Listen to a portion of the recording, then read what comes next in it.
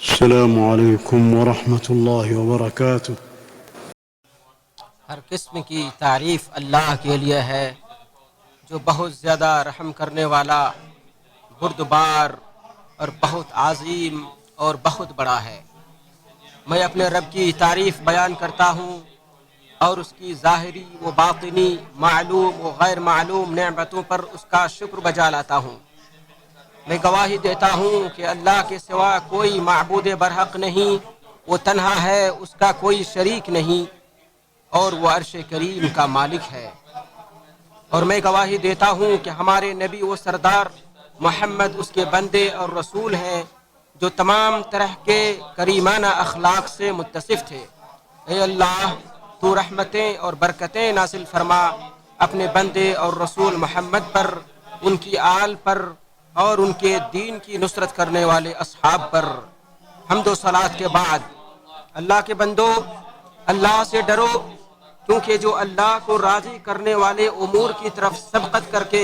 اس سے ڈرے گا، اس کو اللہ تعالی ہر طرح کے خوف و خدشے سے محفوظ رکھے گا، ہر طرح کے شر و برائی اور ہلاکت و بربادی سے بچا لے گا۔ ارشاد باری تعالی ہے، وَمَن يَتَّقِ اللَّهَ يَجْعَل لَّهُ مَخْرَجًا وَيَرْزُقْهُ مِنْ حَيْثُ لَا يَحْتَسِبُ، اور جو شخص اللہ سے ڈرے گا، اللہ اس کے لیے مشکلات سے نکلنے کی کوئی راہ پیدا کر دے گا اور اسے ایسی جگہ سے رزق دے گا جہاں اسے وہم و گمان بھی نہ ہو۔ اور ارشاد باری تعالی ہے، وَمَن يَتَّقِ اللَّهَ يَجْعَل لَّهُ مِنْ أَمْرِهِ يُسْرًا، اور جو شخص اللہ سے ڈرے گا، اللہ اس کے ہر کام میں آسانی دے گا۔ مسلمانوں، تمہارے اوپر رمضان کا مبارک مہینہ سایہ فگن ہونے والا ہے، جس میں اللہ رب العالمین نے اپنی وسیع رحمت کی چادر پھیلا رکھی ہے، اور اس میں بہت ساری عبادتوں اور اطاعت و فرما برداری کے کاموں کو جمع کر رکھا ہے جو دیگر مہینوں میں جمع نہیں ہوتی، تاکہ مسلمان اس میں کثرت سے حسنات اور نیکیوں کو سمیٹ سکیں اور برے اعمال اور حرام کاموں سے دور رہ سکیں۔ بلا شبہ عبادت کی حقیقت یہ ہے کہ اللہ عز و جل نے جس چیز کا حکم دیا ہے، خواہ وہ واجبی ہو یا استحبابی، اللہ سے ثواب اور رضا کی امید میں اس کو انجام دیا جائے، اور جس چیز سے روکا ہے اس کے عذاب کے ڈر سے اس کو ترک کر دیا جائے۔ ارشاد باری تعالی ہے، وَمَن يَعْمَلْ مِنَ الصَّالِحَاتِ مِنْ ذَكَرٍ أَوْ أُنثَىٰ وَهُوَ مُؤْمِنٌ فَأُولَٰئِكَ يَدْخُلُونَ الْجَنَّةَ وَلَا يُظْلَمُونَ نَقِيرًا، اور جو کوئی اچھا کام کرے گا، خواہ وہ مرد ہو یا عورت، بشرطے کہ وہ ایمان لانے والا ہو، تو ایسے ہی لوگ جنت میں داخل ہوں گے اور ان کی ذرہ بر بھی حق تلفی نہیں کی جائے گی۔ النساء۔ نیز ارشاد باری تعالی ہے، فَمَن يَعْمَلْ مِثْقَالَ ذَرَّةٍ خَيْرًا يَرَهُ وَمَن يَعْمَلْ مِثْقَالَ ذَرَّةٍ شَرًّا يَرَهُ، چنانچہ جس نے ذرہ بھر نیکی کی ہوگی وہ اسے دیکھ لے گا، اور جس نے ذرہ بھر بدی کی ہوگی وہ بھی اسے دیکھ لے گا۔ زلزلہ۔ چنانچہ رمضان میں فرض اور نفلی نمازیں، زکوٰۃ فرض ہونے کی صورت میں، اور عمرہ جو کہ حج اصغر ہے جیسی عبادتیں جمع ہو جاتی ہیں۔ نبی اکرم صلی اللہ علیہ وسلم نے ارشاد فرمایا، رمضان میں عمرہ کرنے کا اجر ایک حج کے برابر یا میرے ساتھ حج کے برابر ہے۔ بخاری و مسلم بروایت ابن عباس۔ اس ماہ مبارک میں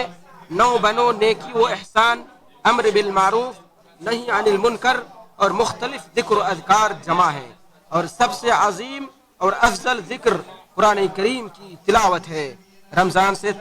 رمضان کے تعلق سے نبی اکرم صلی اللہ علیہ وسلم کی بشارتوں سے تمام مسلمان خوشی و مسرت محسوس کرتے ہیں۔ سلمان فارسی رضی اللہ عنہ سے روایت ہے کہ نبی اکرم صلی اللہ علیہ وسلم نے شعبان کی آخری تاریخ کو خطبہ دیتے ہوئے فرمایا، اے لوگو، تمہارے اوپر ایک عظیم مہینہ اور مبارک مہینہ سایہ فگن ہونے کو ہے۔ یہ ایسا مہینہ ہے جس میں ایک رات ایسی ہے جو 1000 مہینوں سے بہتر ہے۔ اللہ نے اس مہینے کے روزوں کو فرض اور رات کے قیام کو مستحب قرار دیا ہے۔ جو اس مہینے میں کوئی نیکی کا کام انجام دیتا ہے تو وہ اس شخص کی طرح ہے جو دوسرے مہینے میں کوئی فرض ادا کیا ہو، اور جو اس مہینے میں ایک فرض ادا کرتا ہے تو گویا وہ اس شخص کی طرح ہے جو دیگر مہینوں میں 70 فرائض ادا کیے ہوں۔ یہ صبر کا مہینہ ہے، اور اس کا اجر جنت ہے۔ یہ غم گساری اور ہمدردی اور بہی خواہی کا مہینہ ہے، ایسا مہینہ ہے جس میں مومن کے رزق میں اضافہ ہوتا ہے۔ جو کسی روزے دار کو اس میں افطاری کراتا ہے تو اس کے بدلے اس کے گناہ معاف کیے جاتے ہیں، جہنم سے اس کی گردن آزاد کی جاتی ہے اور اس کو اس روزے دار کے برابر ثواب بھی ملتا ہے، البتہ اس کے اجر میں سے کچھ بھی نہیں گھٹتا۔ صحیح ابن خزیمہ۔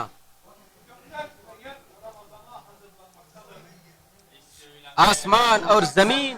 روزے کی آمد کی تیاری کرتے ہیں، رمضان کی آمد کی تیاری کرتے ہیں، اور نیک دل اور پاکیزہ نفوس اس بات کے لیے آمادہ ہو جاتے ہیں کہ وہ قرآن کریم کو اخذ کریں، اس کی برکتوں کو سمیٹیں، اس کے انوار و تجلیات سے فائدہ اٹھائیں، اس کی تعلیمات سے اپنے آپ کا تزکیہ و تطہیر کریں اور اس کی عطر بیز ہواؤں سے اپنی مشام جان کو معطر کریں، اس میں موجود فضل و کمال کی اعلیٰ مدارج طے کر سکیں اور قرآن جس اعلیٰ درجے کی تربیت کرتا ہے جہاں تک کوئی کتاب اس سے قبل نہیں پہنچی اس پر فائز ہو سکیں۔ چنانچہ یہ قرآن کریم مختلف طریقوں سے انسانی نفوس میں گھر کرتا ہے، کبھی ترغیب کا اسلوب اپناتا ہے تو کبھی تخویف کا، کبھی عقل کو خطاب کرتا ہے تو کبھی جذبات کو، کبھی دلائل قاطعہ اور ایسے براہین کے ذریعے خطاب کرتا ہے جہاں تک انسانی عقل کی رسائی نہیں ہوئی ہے، اور کبھی ہدایت کو مختلف طریقوں سے بیان کرتا ہے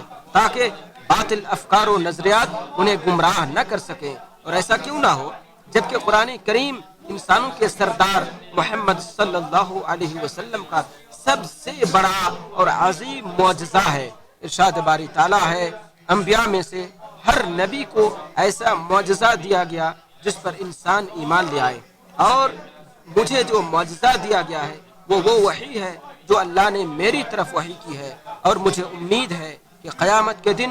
سب سے زیادہ میرے ماننے والے ہوں گے۔ بخاری بروایت ابو ہریرہ۔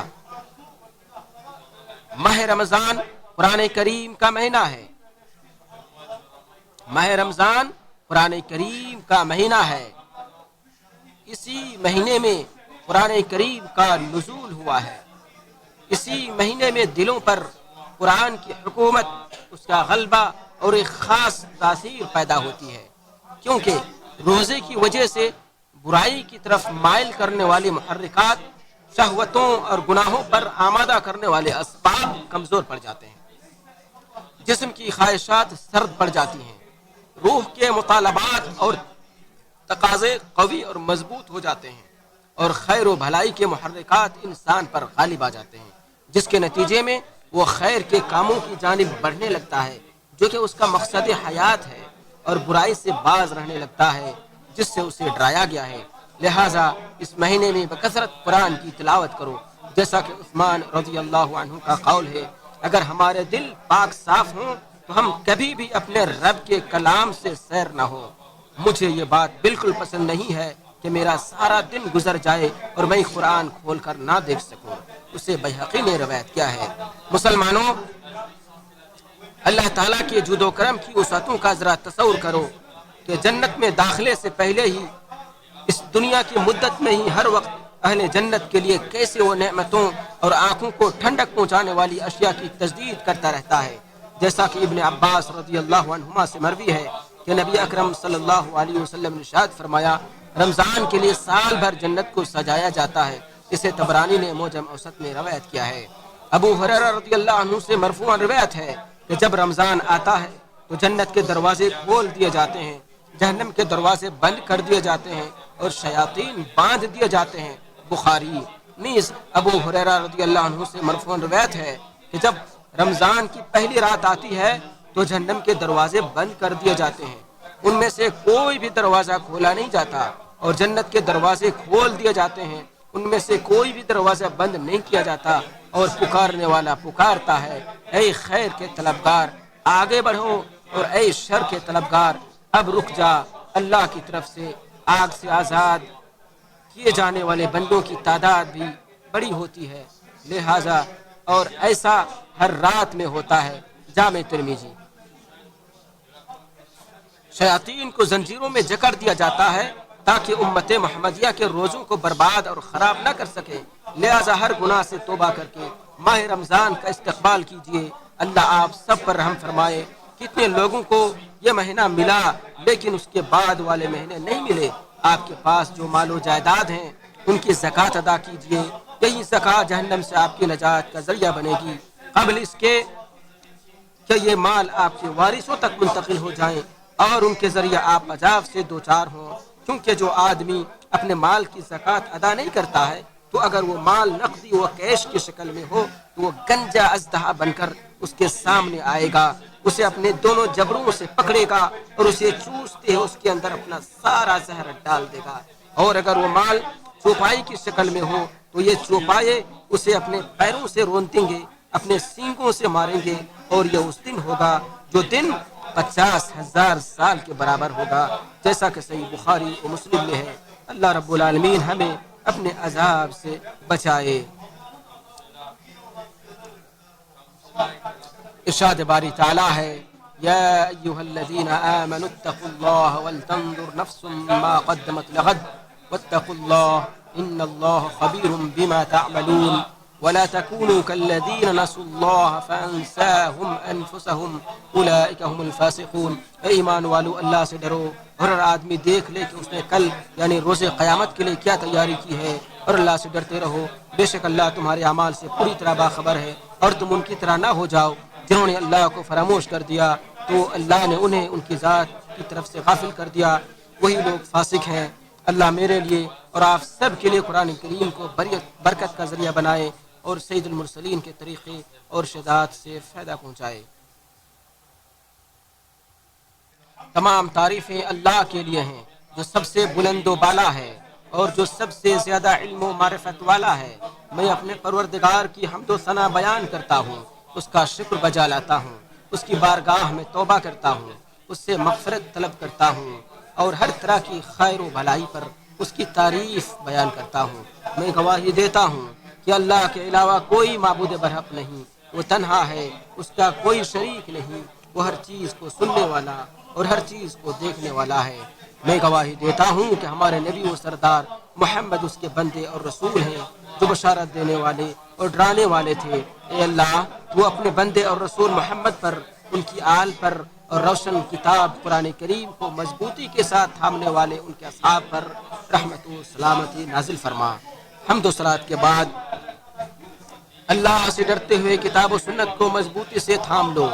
اجر و ثواب سے سرفراز ہو جاؤ گے اور عذاب سے نجات پالو گے۔ مسلمانوں، دنیا کے ساز و سامان اور اس کی فانی لذتوں میں بے شمار چیزیں ایسی ہیں جن سے انسان خوش ہوتا ہے۔ اللہ تعالیٰ نے اپنی کتاب میں اس طرح کی بعض چیزوں کا ذکر فرمایا ہے۔ ارشاد باری تعالیٰ ہے، زُيِّنَ لِلنَّاسِ حُبُّ الشَّهَوَاتِ مِنَ النِّسَاءِ وَالْبَنِينَ والقناطير المقنطرة من الذهب والفضة والخيل المسومة والأنعام والحرث ذلك متاع الحياة الدنيا والله عنده حسن المآب۔ لوگوں کے لیے خواہشات کی محبت خوبصورت بنا دی گئی ہے، یعنی عورتوں کی محبت، بیٹوں کی محبت، سونے اور چاندی کے خزانوں کی محبت، پلے ہوئے گھوڑوں، چوپائیوں اور کھیتی کی محبت، یہ ساری چیزیں دنیاوی زندگی کا سامان ہے اور اچھا ٹھکانہ تو اللہ کے پاس ہے۔ آل عمران۔ اور نبی اکرم صلی اللہ علیہ وسلم نے فرمایا، دنیا شیریں اور سرسبز و شاداب ہے، اللہ اس میں تمہیں یکے بعد دیگرے بھیجنے والا ہے اور یہ دیکھنا چاہتا ہے کہ تم کیسے عمل کرتے ہو، لہٰذا دنیا سے بچو، عورتوں سے بچ کر رہو اور عورتوں سے بچ کر رہو، کیونکہ بنی اسرائیل میں رونما ہونے والا پہلا فتنہ عورتوں کا ہی تھا۔ امام مسلم۔ لیکن یہ بات ذہن نشی رہے کہ دنیا کی نعمتیں عارضی، فانی اور ختم ہو جانے والی ہیں، لہٰذا وہ چیز جو حقیقی معنی میں خوشی اور مسرت کی حقدار ہے، یہ وہی برکت و رحمت ہے جسے اللہ نے آپ کے اس مہینے میں مختلف عبادتوں کی صورت میں نوازا ہے۔ ارشاد باری تعالیٰ ہے، یا ایھا الناس قد جاءتکم موعظۃ من ربکم وشفاء لما فی الصدور وہدی ورحمۃ للمؤمنین قل بفضل اللہ وبرحمتہ فبذلک فلیفرحوا